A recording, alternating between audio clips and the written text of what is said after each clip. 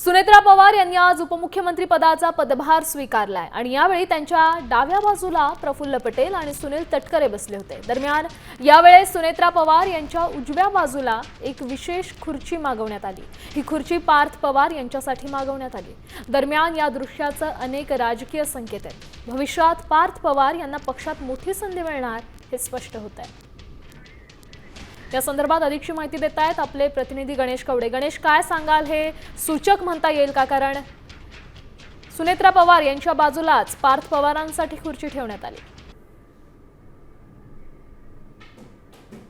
पवार यांनी पदभार स्वीकारला आणि त्यानंतर त्याच्या बाजूला पार्थ पवार यांच्यासाठी देखील आहे ती खुर्ची लावलेली पाहायला मिळते। त्यामुळेच कुठेतरी येत्या काळामध्ये पार्थ पवार यांना एक वेगळी संधी आहे ती मिळणार असल्याचं बोललं जात आहे। कारण की पार्थ पवार देखील आहे ते राजकारणात येऊ इच्छुक होते। या अगोदर देखील त्यांनी लोकसभेच्या निवडणुका आहेत त्या देखील लढलेल्या आहेत। सध्या सुमित्रा पवार यांच्या जागेवर राज्यसभेवर देखील आहे ती वर्णी लागू शकते अशा पद्धतीचं देखील एक वक्तव्य आहे त्यांच्याकडून, नेत्यांकडून येताना पाहायला मिळते। त्यामुळे पार्थ पवार यांना येत्या काळामध्ये आहे ती मोठी जबाबदारी पक्षामध्ये दिली जाते का हे देखील पाहणं गरजेचं आहे। कारण की सुमित्रा पवार आता राज्याच्या राजकारणामध्ये आहेत त्या आलेल्या आहेत। त्यामुळे राज्यसभेची एक जागा देखील आहे ती रिक्त झालेली आहे आणि त्यामुळे त्या ठिकाणी आता सुमित्रा पवार यांच्या जागेवर पार्थ पवार यांनाच वर्णी लावतात की दुसऱ्या कुठल्या नेत्यांना पाठवणं हे देखील बघणं गरजेचं आहे। नक्कीच धन्यवाद गणेश दिलेल्या या सविस्तर माहितीसाठी। त्यामुळे हे चित्र आपण पाहू शकतोय, पार्थ पवारांकडे मोठी जबाबदारी जाण्याची शक्यता आहे। कारण